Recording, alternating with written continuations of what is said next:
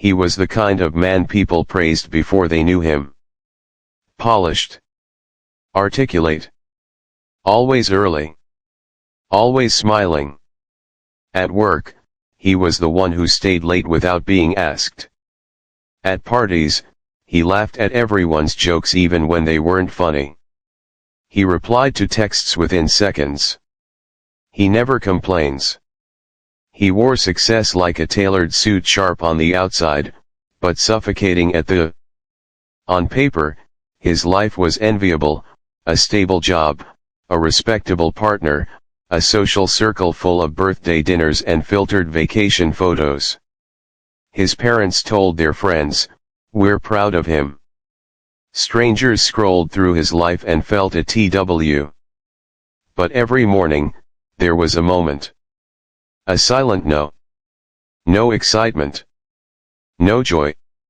No dread. Just a flat, mechanical emptiness. Like perform, not live.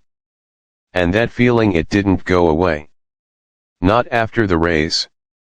Not after the engagement. Not even after the new apartment with quartz countertops and good L. In the mirror, he didn't see a man. He saw a resume. Sme. The twist he was success at. He had just finished another exhausting week: spreadsheets, fake laughter, holding in everything he realized. But the screen remained blank. He told himself it was just a slow night. People were busy. Plans would come. But deep down, a whisper started forming, one he'd spent years drowning. They only love the version of you that serves them. A few days later, it wasn't just silence. His best friend, the one he had listened to through 2 breakups and a depressive spiral, stopped replying altogether. No goodbye. No explanation. Just a cold, slow.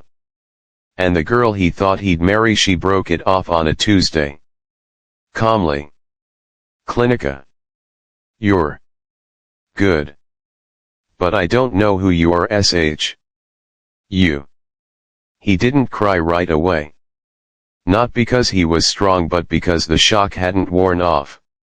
He stared at the group chats, the photos, the long threads of conversations filled with inside jokes and promises of forever. It all looked real. But now it felt like a.s. The harder he tried to keep everyone happy, the more invisible he became. That's when it's over. Approval was never connected. It was currency. After all. He asked himself the question that shattered everything: if I stopped trying, would anyone stay? That question echoed into the silence. And he thought burnout came with fire. With warning signs. But when his collapse came, it was quiet. And it started with tiny betrayals. "Hey, I'm Jay." But he wasn't tired. He wasn't be. Mornings became a negotiation. His eyes would open, but his body refused to move. He'd lie there, numb, scrolling mindlessly through people who seemed more alive than him. Every notification felt like an intrusion. Every conversation, a performance he didn't hear. He stopped laughing. Not dramatically, just gradually. His fob all down. And he was. His nose. Hey there. His he though. But it wasn't death. It was panic. He did not go to the hospital. He just lay there, on the floor, staring at the ceiling. And found. Because finally, he couldn't hide anymore. Not for a. The collapse wasn't the end. It was. He just sat there, back against the wall, knees pulled to his chest as the memories began crawling in. Not dramatic ones. The quiet kind. Ordinary moments, now seen with new eyes. This is you. Don't cry in front of people. Be strong. His teacher's praise, "You're such a good boy. You never cause trouble." His father's silence, especially when emotions. It dawned on him that his entire life had been built on one rule: make everyone comfortable. Even if you have. Every decision he'd made, the career, the relationship, the endless yes, had roots in F. Not afraid of failure. But too much. He remembered being 12, crying after being bullied and hearing his uncle say, "You have." So he hardened. Smiled more. Achieved more. No taxcept to be. And now, in his 30s, that armor was cracking, not because he was weak, but because he had never really seen. He had spent his whole life trying to be a gwef. I don't even know what I want. It trained to want. And the weight of that realization because grief isn't just for people you've lost. It's for the apartment was a cavern of quiet. No music. No chat. Only the low, constant hum of the refrigerator, a sound so ordinary, so mundane, it felt almost mock. He sat on the cold wooden floor, back pressed against the wall, knees drawn up, staring at his phone like it.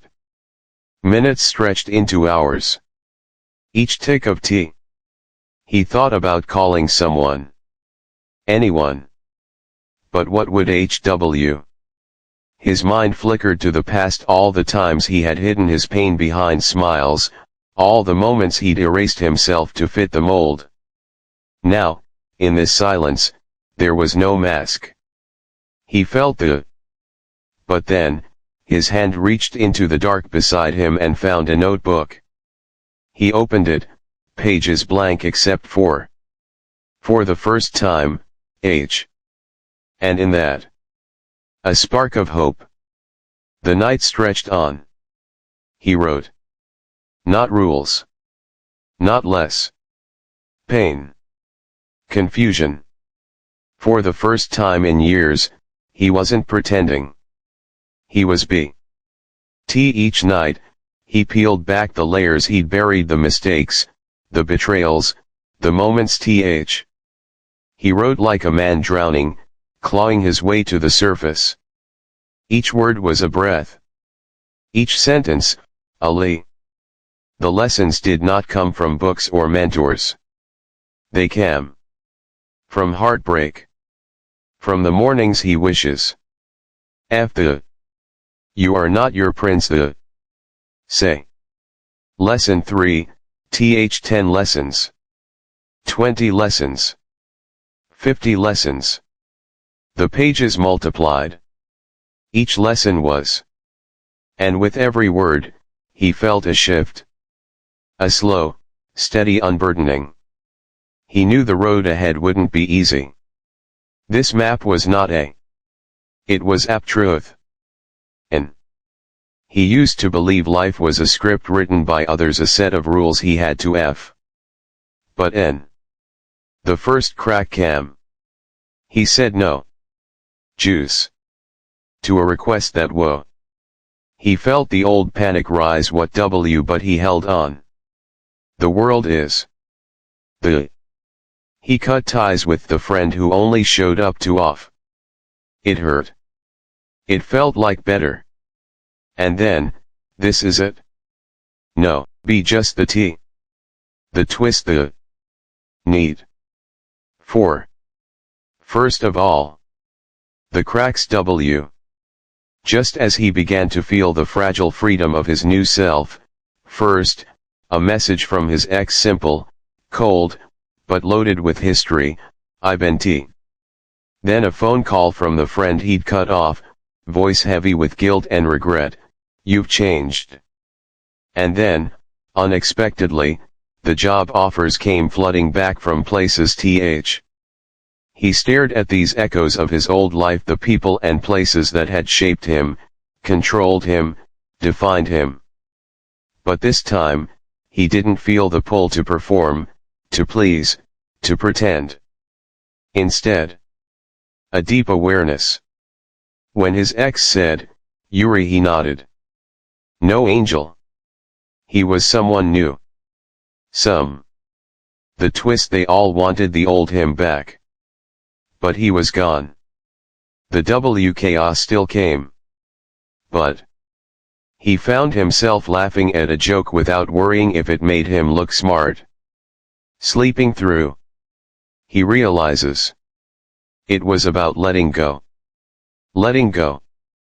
In those moments of release, he felt something he had never known, freedom from himself. Not freedom. The biggest twist piece didn't. It is. From slowing down. From living honestly. For once, he felt real. He wasn't. He had stumbled through darkness, shattered illusions, and rebuilt from pain. Now, standing at the edge of everything he'd lost and gained, he held out Comm. A map. Not a map to riches or fame.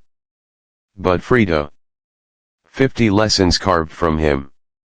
Lessons that Don't waste years like I did, he said, voice steady, eyes clear. But they can save you. From losing your soul. From living al. This was not. It was a gift for anyone. The path was. But it? And He is smiling. You are not your mistakes. You are not your past. You are the light that remains when the noise fades away. The journey ends but your own begins.